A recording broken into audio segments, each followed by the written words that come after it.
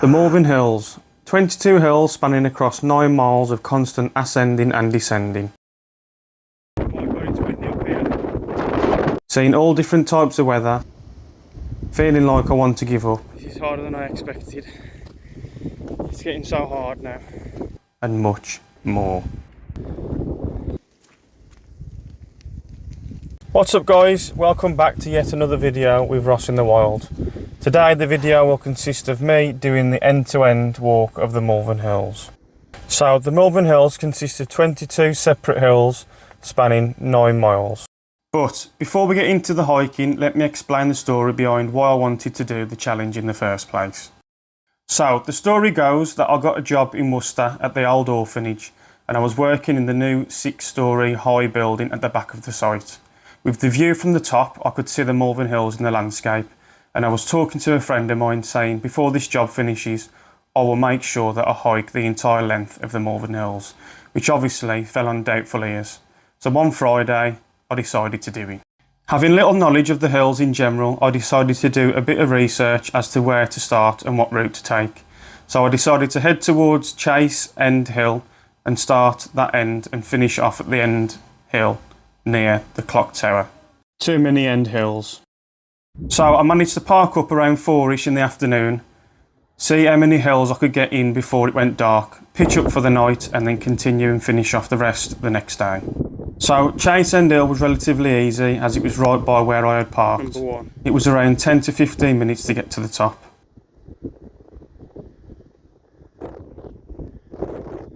So, saying it started off relatively easy, it was quite a walk to get to the other bunch of hills, which were Ragged Stone, Hollybush and Midsummer Hill. The route sent me through partial on-road hiking and a good walk through the forest alongside a number of farmer fields and a few houses dotted along the route. Oh mate. Nutters. As there's so many hills through the whole walk, not every hill has a trig point or plaque. Only the highest few out of them all have one or both. And with neither Ragged Stone or Hollybush Hill not having either, I carried on and got to Midsummer Hill.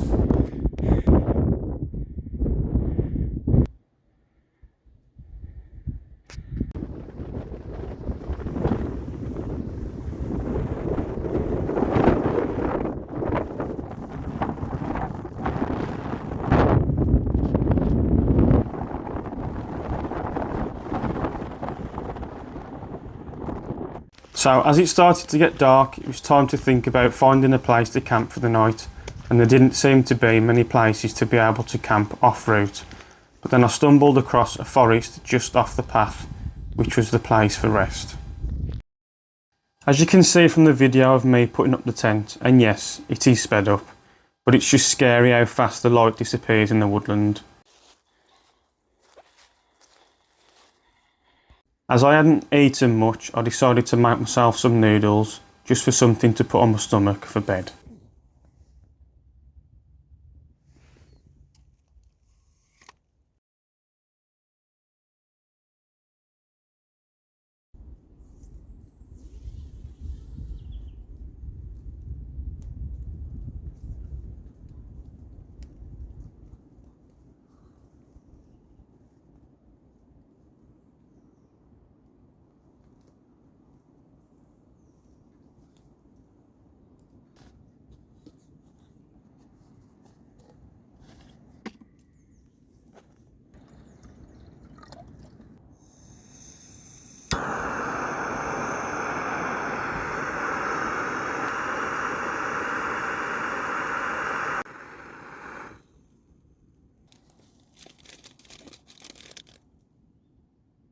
So I didn't sleep too badly given the number of animal noises I heard throughout the night.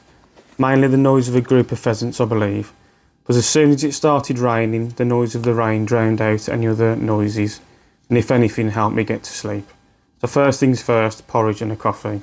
And yes, that is my daughter's flamingo tub.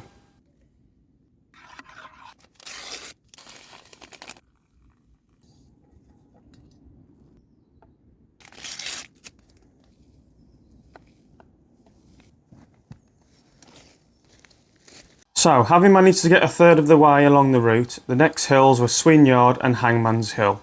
But I had to get out of the forest first, and with all the rain from the night before, that proved harder than I first thought. No thanks. I'll try that way. River number 2. It just shows how much rain has fallen last night. My tent did well, so I'm happy with that.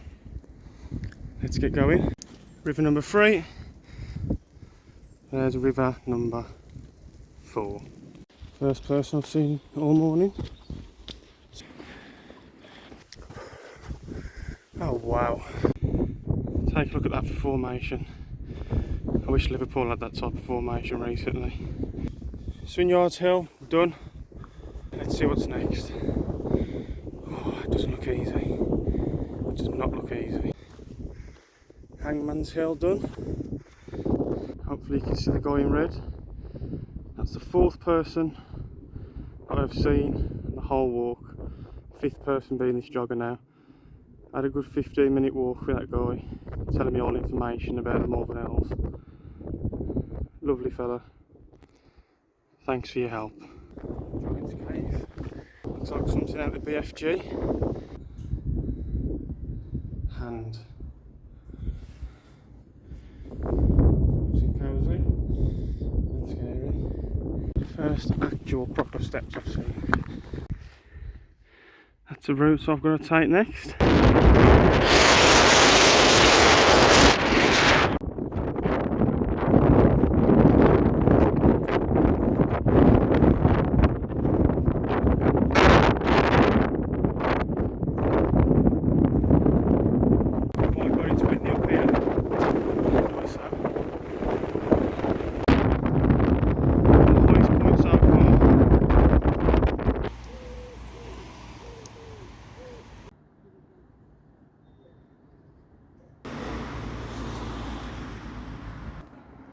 Nice little cafe, pub, massive car park.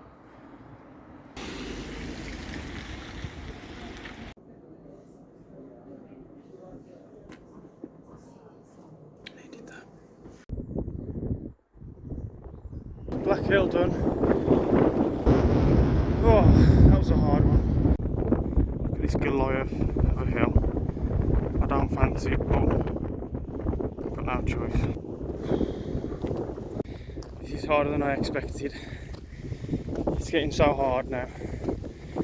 Barely eating many calories in the last 24 hours. It's taking its toll.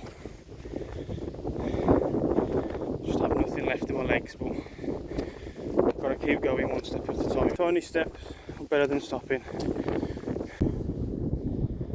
That's Jubilee Hill done. No trick. Another 2 big ones left.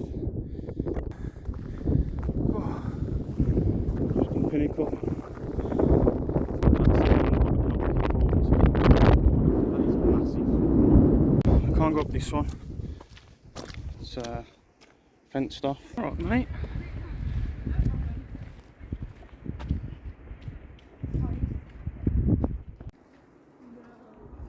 Absolutely massive.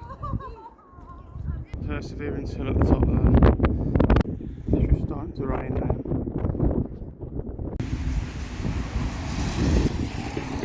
Just what I needed. Just started raining. Bit of shelter. That's where I started. Gone all the way over here. All the way up here. I'm there. I have to get to there.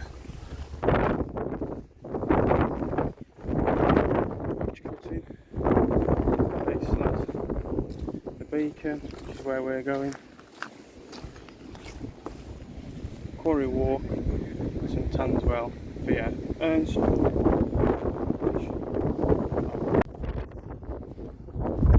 my goodness, that was an absolute killer.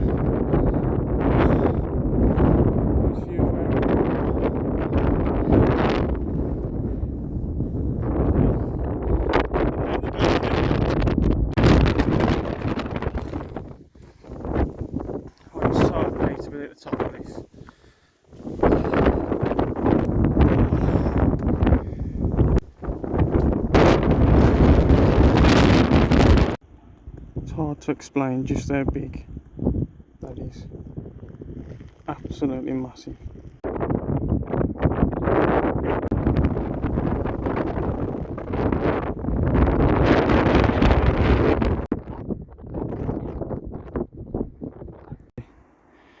I've never been so happy to see a clock tower in my life. Finally done it. Last bit now. There's the clock tower at the bottom. So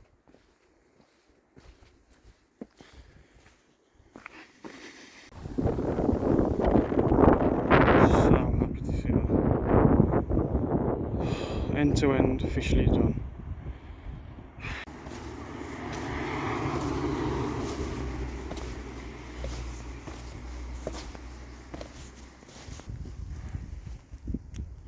Can't believe it. If you made it this far, I'd just like to say thanks for watching. If you enjoyed the video, then please consider subscribing and leave a like on the video. I also want to just say a big thanks to John from work for picking me up and dropping me back off to my car. See you in the next video.